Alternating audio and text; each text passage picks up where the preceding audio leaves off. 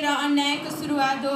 धन्यवाद कार्यक्रम सञ्चालकज्यू, यस कार्यक्रमका सभाध्यक्षज्यू, प्रमुख अतिथिज्यू, विशेष अतिथि र अतिथिज्यूहरू, मैले बोलेका प्रत्येक शब्दको मूल्याङ्कन गर्नुहुने निष्पक्ष निर्णायक मण्डलज्यूहरू, मेरा प्रतिस्पर्धी एवं अप्रतिस्पर्धी प्यारा साथीहरूमा सर्वप्रथम म कल्पना श्रेष्ठको तर्फबाट स्वीकार्नुहोस् न्यानो नमस्कार।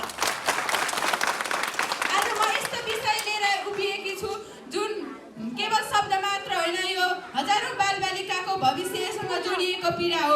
बाल विवाह न्यूनीकरणमा विद्यार्थीको भूमिका। कल्पना गर्नुहोस्, एउटी किशोरी किताब जसको हातमा किताब हुनुपर्ने हो, उसको हातमा विवाहका सिन्दुर र पोते थमाइन्छ। उसले आकाश छुने सपना देख्छन्, तर उसको सामाजिक परम्पराले उसको सबै पखेटा काटिदिन्छन्। बाल विवाह भनेको बालबालिकाको बाल्यकाल, शिक्षा र भविष्य खोज्ने एउटा सामाजिक अपराध हो। हाम्रो देश नेपालमा कानुन अनुसार 20 वर्ष नपुगी विवाह गर्न पाइँदैन, तर कानुन हुँदाहुँदै पनि सामाजिक परम्परा, अशिक्षा, गरिबी, लैङ्गिक विभेद र छोरीलाई बोझ ठाने मानसिकताका कारण यो हाम्रो समाजमा अझै पूर्ण रूपमा बढिरहेको छ।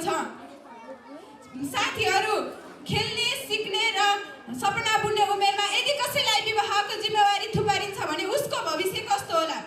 बाल विवाहले विशेष गरी महिलाहरूमा गम्भीर रूपमा असर पार्छ।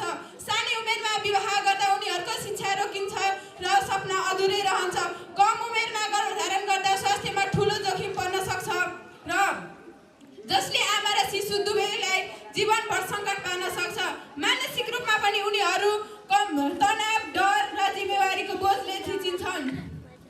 आफ्नो जीवन सम्बन्धी आफैले निर्णय लिन नपाउने अवस्था सिर्जना हुन्छ। यसरी बाल विवाहले महिलाहरूलाई शैक्षिक, आर्थिक र सामाजिक रूपमा कमजोर बनाइदिन्छ। प्रिय साथीहरू, यो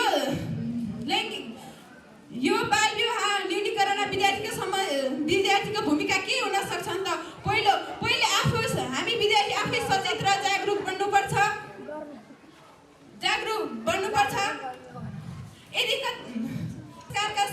साहसका साथ विरोध गर्नुपर्छ। यदि कतै बाल विवाह हुन लागेको थाहा पाएमा शिक्षक, शिक्षिका, अभिभावक र सम्बन्धित निकाय वा विश्वसनीय व्यक्तिलाई जानकारी गराउनुपर्छ।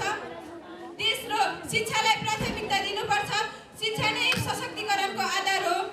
प्रत्येक जब बालबालिकाले शिक्षा प्राप्त गर्छन् तब उनीहरू आत्मनिर्भर, आत्मविश्वासी र देशप्रेमी बन्छन्। त्यसैले जब पहिले शिक्षा अनि विवाह भन्ने सोच समाजमा बसाल्न आवश्यक छ।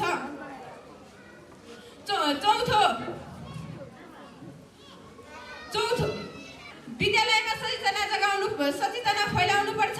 नाटक, कविता, पोस्टर प्रतियोगिता, सामाजिक सञ्जालका बाट बाल विवाह न्यूनीकरणमा विद्यार्थीको भूमिका के हुन सक्छन् भन्ने कुरालाई अगाडि राख्नुपर्छ।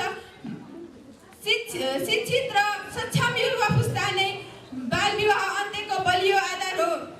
प्रिय साथीहरू, बाल विवाह अन्त्य गर्नु केवल सरकारको मात्र जिम्मेवारी होइन, यो हामी सबैको साझा कर्तव्य हो।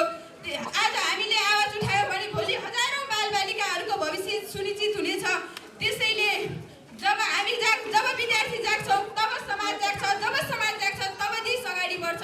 अन्तमा यति भन्न चाहन्छु, बाल विवाह अन्त्य गरौँ, शिक्षाको ज्योति बालौँ। बाल विवाह अन्त्य गरौँ, शिक्षाको ज्योति बालौँ। सपना देख्ने प्रत्येक बालबालिकालाई उज्यालो भविष्य दिलाउँ। सपना देख्ने प्रत्येक बालबालिकालाई उज्यालो भविष्य दिलाउँ। हस्त, धन्यवाद।